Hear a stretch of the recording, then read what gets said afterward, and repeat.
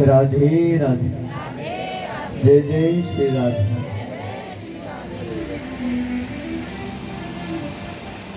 जब कोई सच्ची लगन से परमात्मा को पाने के लिए चलता है तो परमात्मा कृपा करते हैं। मार्ग में देवर्षि नारद मिले और नारद जी ने पूछा, बेटा तुम कौन हो? ध्रुव ने अपनी सारी कहानी बताई। नारद जी कहते हैं, बेटा तुम इस वन में परमात्मा को पाने के लिए आए। तुम्हें पता है इस वन में अनेकों संत महात्मा रहते हैं, आज तक परमात्मा के नख का दर्शन भी नहीं कर पाए और तुम परमात्मा को पाओगे। और बेटा इस जंगल में तो अनेकों शेर चीता भालू रहते हैं, कहीं ऐसा ना हो कि एक ग्रास में तुम्हें निगल जाए, इसलिए बेटा घर जाओ। ध्रुव ने पूछा, आप कौन हो? कहा, बेटा मैं संत नारद हूं, ब्रह्मा जी का मानस पुत्र। आप झूठ बोल रहे हैं। कहा, क्यों? कहा, मेरी माता मुझे बहुत कहानियां सुनाती है और जब नारद जी की कहानी आती तो नारद जी की कहानी जब भी सुनता तो यही अंत में निर्णय निकलता कि नारद जी की कथा से, क्रिया से, दिशा से भगवान की प्राप्ति हो जाती है। और आप क्या भगवान? आप क्या संत नारद? अगर संत नारद होते तो कभी मुझे यह नहीं कहते कि घर जाओ बेटा, घर जाओ। आप मुझे बस घर जाने की बात कहते हैं। नारद जी परीक्षा ले रहे हैं। नारद जी कहते हैं, बेटा एक बात कहूं, जीवन में अगर सदा सुखी रहना चाहते हो तो एक बात का विशेष ध्यान रखो, अपने से जो बड़े हैं उनके प्रति ईर्ष्या मत करो कि हमसे बड़े कैसे हो गए, ये श्रेष्ठ कैसे हो गए, इनके पास ये धन संपत्ति वैभव या ये गुण कैसे आ गए। अपनों से बड़ों से कभी भी ईर्ष्या नहीं करनी बेटा, उनके प्रति सदा आदर भाव रखो। अपने से जो छोटे होते हैं, कम होते हैं, उनके प्रति हीन भाव कभी मत रखो। जैसे कई बार होता है, कोई छोटा है या गरीब है या कमजोर है तो हम उसके साथ बात भी नहीं करेंगे, उसके साथ बैठेंगे भी नहीं। अरे इसके साथ क्या बैठा, उनके साथ तो ये ठीक ठाक है।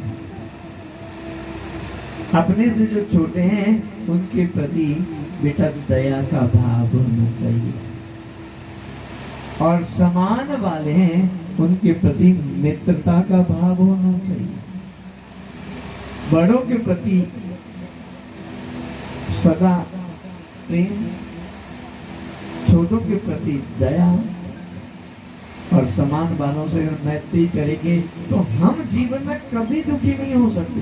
और दुख का कारण ही है हमारा, किसी की उन्नति देख ली, ऊंचाई देख ली, बड़प्पन देख लिया तो हमें ईर्ष्या होती है, इनको क्यों मिल गया, हमें क्यों नहीं मिला। बोलो राधे राधे राधे।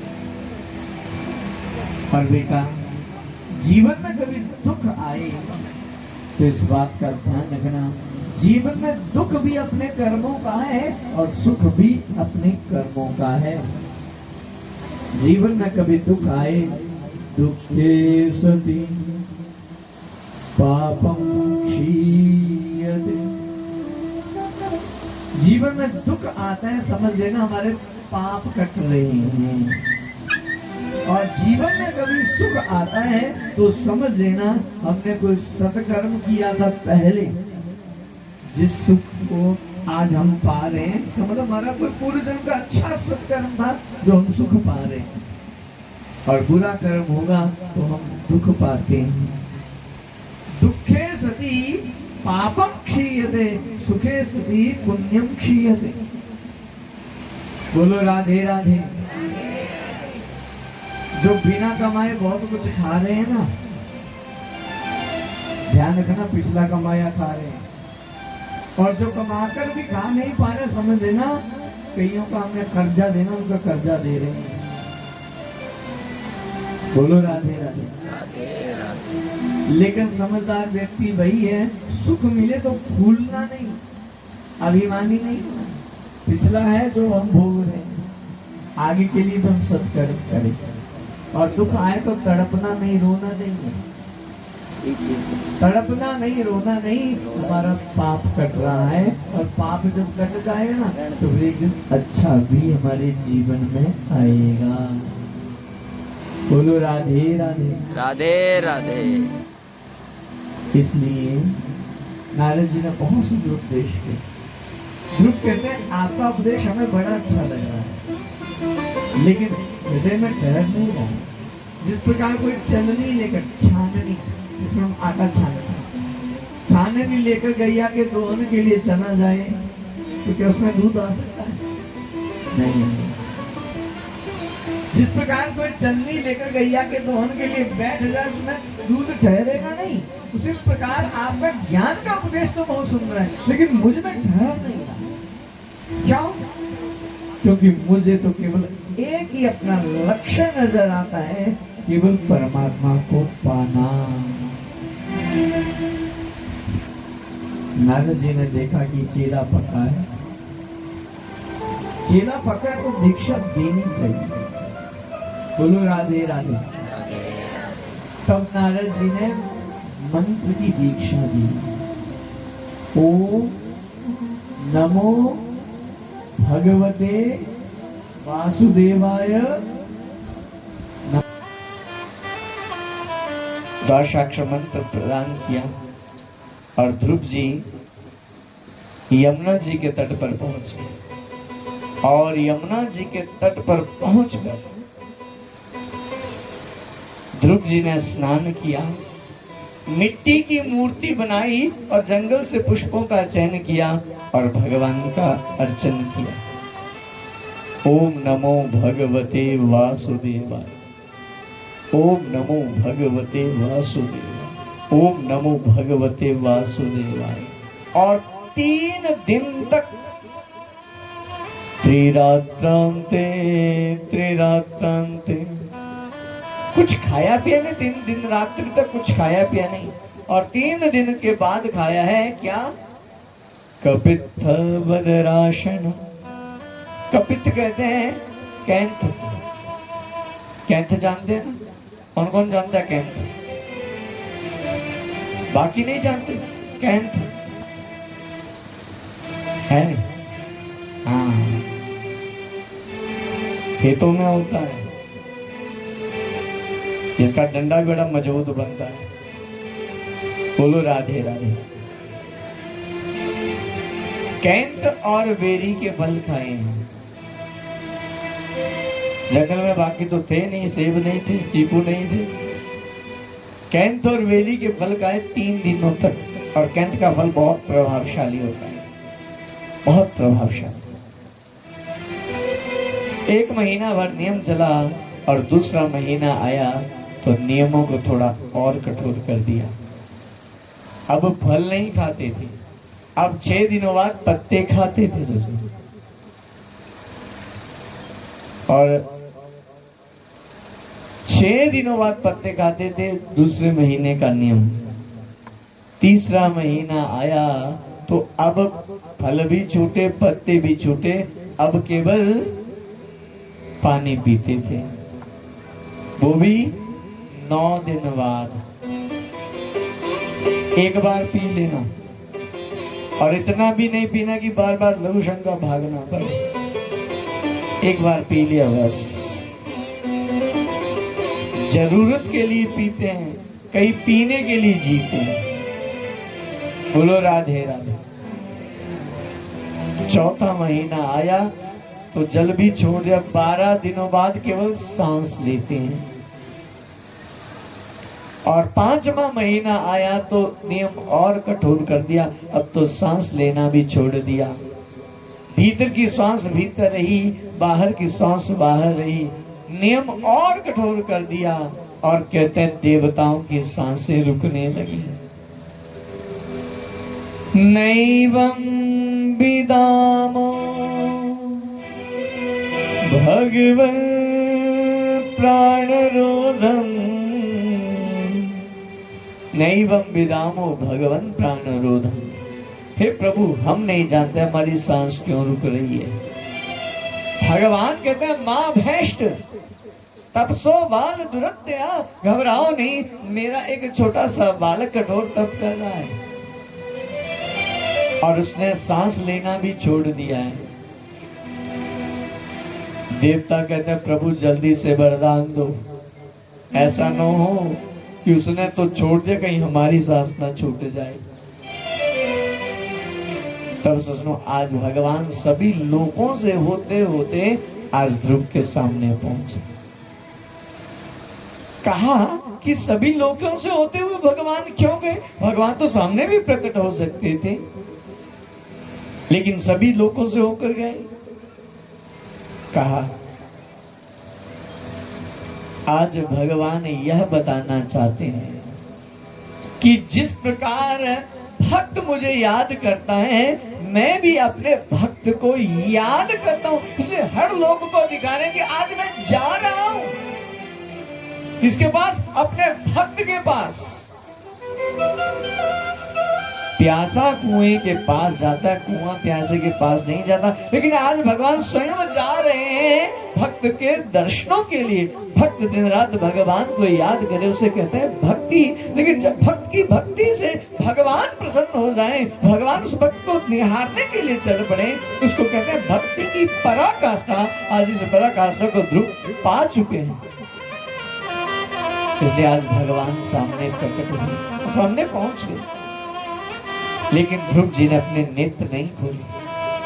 भगवान ने विचार किया जब तक इसको मेरी छवि का दर्शन भीतर होता रहेगा, ये अपने नेत्र नहीं खोलेगा। और भगवान ने भीतर वाली छवि को खींच लिया। जब भीतर वाली छवि को खींचा, ध्रुव छटपटाए और रात खुली तो उसी रूप में सामने भगवान को पाया। बोलो भक्त वत्सल भगवान की जय। उसी रूप में सामने भगवान को पाया। आज ध्रुव भगवान को देखकर इतने प्रसन्न, बहुत कुछ बोलना चाहते, लेकिन बोले क्या? ध्रुव जी विचार करते मैं बोलूं क्या? बोलना तो चाहता हूं, खुशी तो बहुत है, लेकिन क्या बोलूं? विचार करने लगे। माता जी से बहुत कुछ पूछा, देवर्षि नारद जी से बहुत कुछ पूछा, लेकिन एक बात पूछना भूल गए कि भगवान जब भक्त के सामने आ जाते हैं तो भक्त को क्या करना चाहिए। भगवान अंतर्यामी है सुनो, और भगवान अपना कृपामयी शंख लिया और शंख को जैसे ध्रुव के कपोल से स्पर्श कराया है, शंख कपोल में लगते ही सारा वेद वेदांत कंठस्थ हो गया। बोलो भक्त वत्सल भगवान की।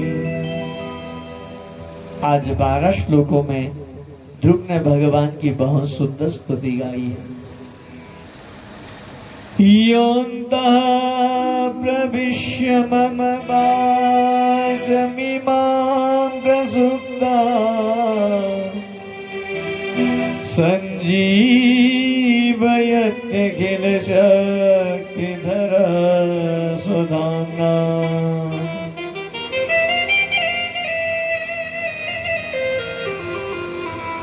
अन्याश्च हस्तचरण श्रवण त्वगादि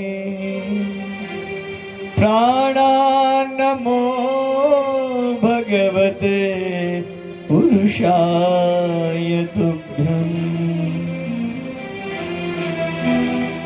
योऽन्तः प्रविश्य मम वाचमिमां प्रसुप्ताम्। जो परमात्मा मेरे भीतर प्रवेश करके मेरी सोई हुई वाणी को शक्ति प्रदान करते हैं, मेरी आंखों को देखने की शक्ति प्रदान करते हैं, मेरे कानों को सुनने की शक्ति प्रदान करते हैं, ऐसे परमात्मा को मैं प्रणाम करता हूं। बहुत सुंदर स्तुति गाई। भगवान कहते हैं ध्रुव हम आपकी सुंदर स्तुति से बहुत प्रसन्न हैं, हमसे कुछ मांगो। आज ध्रुव कहते हैं प्रभु क्या मांगो, आप ही बताइए कि जो परम पिता परमात्मा है, उन परमात्मा को पाने के बाद भी क्या कोई आशा शेष रहती है? जो स्वयं में परिपूर्ण है, जो परम ब्रह्म परिपूर्ण है, उनको मिलने के बाद, उनको पाने के बाद प्रभु क्या पाना शेष रहता है? हमें तो नहीं लगता प्रभु कि भगवान परमात्मा को पाने के बाद कुछ मांगना शेष रहता हो। और प्रभु मुझे तो लगता है जो परमात्मा को पाने के बाद भी कुछ मांगते हैं, वो परमात्मा से प्रेम नहीं करते, वो तो लौकिक पदार्थों से प्रेम करते हैं। भगवान कहते हैं ध्रुव तुम्हारी बात परम सत्य। ध्रुव कहते हैं प्रभु ये तो उसी तरह हो गया, एक तरफ किसी बकरी को खड़ा कर दिया जाए और दूसरी तरफ कामधेनु गाय को खड़ा कर दिया जाए और व्यक्ति को कहे कि मांगो, तो व्यक्ति कामनाओं को पूर्ति करने वाले कामधेनु गाय से ना मांगकर वो बकरी से याचना करने लग जाए। प्रभु मेरी दृष्टि में तो यह स्थिति है भगवान को पाकर मांगने की। भगवान कहते हैं ध्रुव हम आपसे बहुत प्रसन्न हैं, लेकिन एक बात का ध्यान रखना ध्रुव, जब जीव के भीतर कोई अभिलाषा होती है, मन में कोई कामना होती है और वो भगवान को पा लेता है, लेकिन कामना होने के कारण वो भगवान से दूर ही रहता है। भगवान को पाकर भी वो दूर रहता है। और बेटा ध्रुव तुम मुझ परमात्मा को पाने को नहीं आए थे, तुम आए थे अपने पिता की गोदी में बैठने के लिए, सिंहासन पर बैठने के लिए। और जब तक कामनाएं शेष रह जाती हैं तो पूर्ण रूप से मेरी प्राप्ति संभव नहीं है। जिस मन में कामनाएं हैं और कामनाओं को लेकर कोई मेरी शरण में आता है तो मैं उनकी कामनाओं की पूर्ति कर देता हूं, लेकिन जिसके मन में कोई कामना नहीं तो उसको मैं अपने आप मिल जाता हूं। इसलिए बेटा पिता की गोदी में, पिता के सिंहासन पर बैठने की इच्छा थी। 1-2 वर्ष नहीं, मैं तुम्हें वचन देता हूं कि तुम अपने पिता के सिंहासन पर 36,000 वर्षों तक बैठोगे और उसके बाद एक रूप में तुम मेरे लोक आ जाओगे और दूसरे रूप में तुम उत्तर दिशा में ध्रुव तारे के रूप में पूरे संसार के लिए आदर्श के रूप में, सदा के लिए तारे के रूप में तुम सदा चमकते रहोगे। बोलो भक्त वत्सल भगवान की आवाज नहीं आई, बोलो भक्त वत्सल भगवान की। हाँ धक्का मार गाड़ियां हैं, बोलो राधे राधे। कहा जब भगवान चले गए, ध्रुव को लगा हम तो ठगे गए, अब 36,000 वर्षों तक रहना पड़ेगा, दुनियादारी देखनी पड़ेगी, लेकिन प्रभु की इच्छा है तो हम इस कार्य को करेंगे। उधर राजा उत्तानपाद को किसी से समाचार मिल गया कि ध्रुव परमात्मा की तपस्या कर कर सकुशल लौट आए, वरदान पाकर आ गए। आज राजा उत्तानपाद का मन करता है कि आज मैं ध्रुव से मिलना चाहता हूँ। अरे मेरे बेटे ने भगवान को पा लिया। और जो माता सुरुचि जो फूटी आंसुओं से भी ध्रुव का दर्शन नहीं करना चाहती थी, सज्जनों आज स्वागत के लिए सबसे पहले दौड़ी है, सबसे पहले। उसके बाद पिता उत्तानपाद, उसके बाद सगी मां सुनीति। और ध्रुव ने प्रथम प्रणाम किया है अपनी सौतेली मां को। जब मां को प्रणाम किया, आज सौतेली मां की आंखों से आंसू आए और सौतेली मां ने कहा बेटा मुझे क्षमा कर दे, बेटा मेरे कारण तुम्हें वन में जाना पड़ा, बेटा मुझे क्षमा कर दे।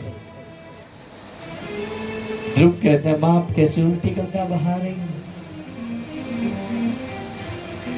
माँ उस दिन अगर आप डांटती नहीं तो मुझे कभी भगवान नहीं मिलते।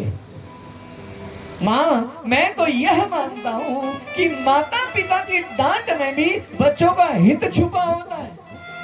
जो बच्चे अपने माता पिता की डांट को सहन कर जाते हैं वो बच्चे कुछ बन जाते हैं, और जो बच्चे माता पिता को उल्टा आंख दिखाते हैं वो कभी आगे बढ़ नहीं पाते। माता पिता की डांट में भी बच्चों का हित छुपा होता है। आज नेत्रों से अश्रु के पनारे बह चले। उसके बाद अपने पिता को प्रणाम किया और तानपाद कहते हैं बेटा बहुत वर्षों तक राज्य होगा, अब तू बैठेगा इस गद्दी पर। और स्वयं के स्थान पर आज ध्रुव को बिठा दिया। ये वही राजा है जो उस समय कुछ बोल ना पाया, आज अपनी गद्दी पर स्वयं बिठाया। जा पर कृपा राम की होई, ता पर कृपा करे सबको, ता पर कृपा करे सबको।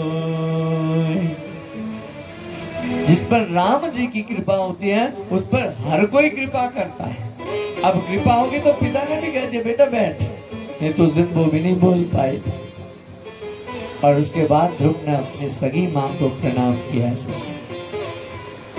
आज माता सुनीति की आंखों से अश्रु के पनारे बह रहे हैं और छाती से दूध की धारा निकल पड़ी। आज वात्सल्य के रूप में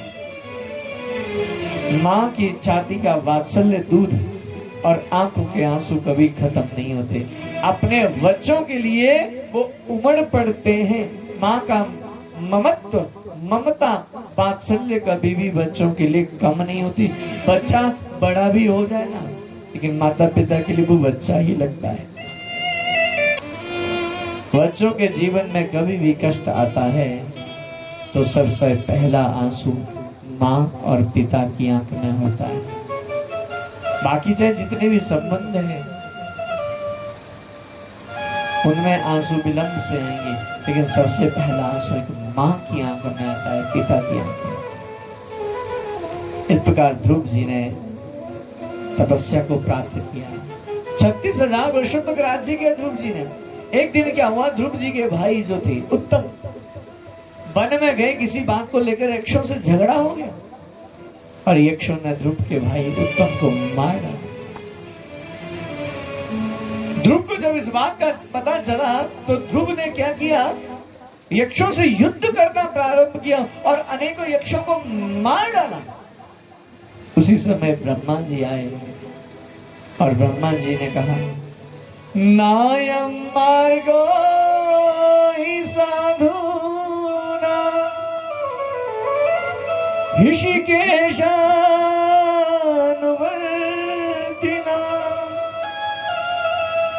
ध्रुव ऐसा मत करो, ये मार्ग साधुओं का नहीं है, भगवान के भक्तों का नहीं है।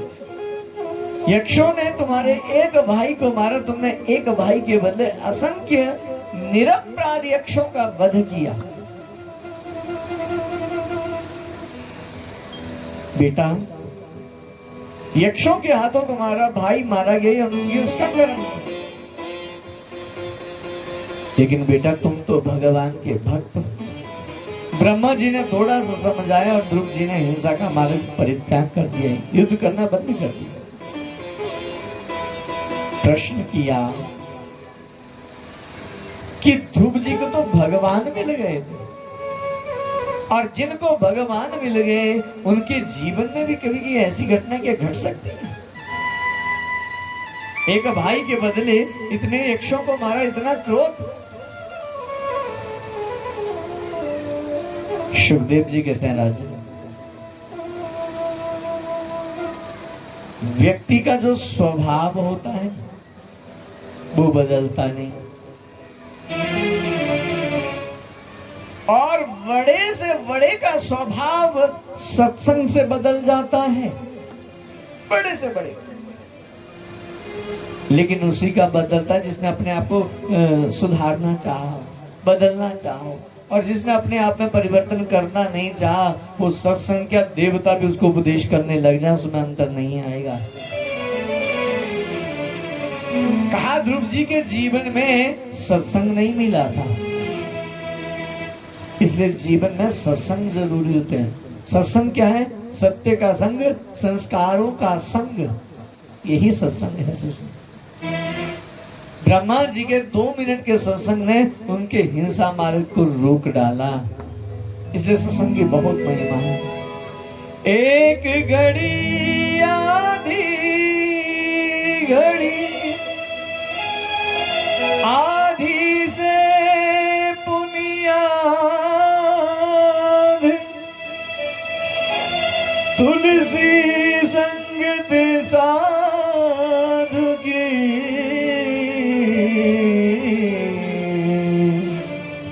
कोटि अरे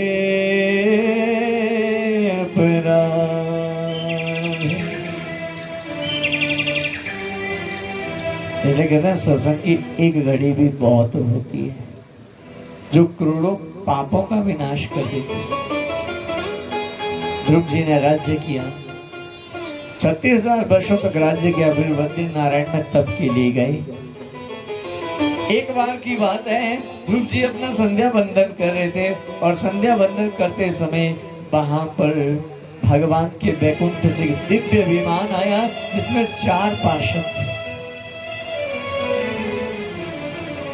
चारों पार्षदों ने कहा ध्रुव चलो, हम तुम्हारे को ले जाने के लिए वैकुंठ से दिव्य विमान लेकर आए। ध्रुव कहते मैं अभी नहीं चल सकते। कहा क्यों? कहा हम अभी अपना संध्या वंदन का नियम कर रहे हैं, और जब तक हमारा संध्या वंदन का नियम पूरा नहीं हो जाता तब तक हम किसी कार्य को नहीं करते।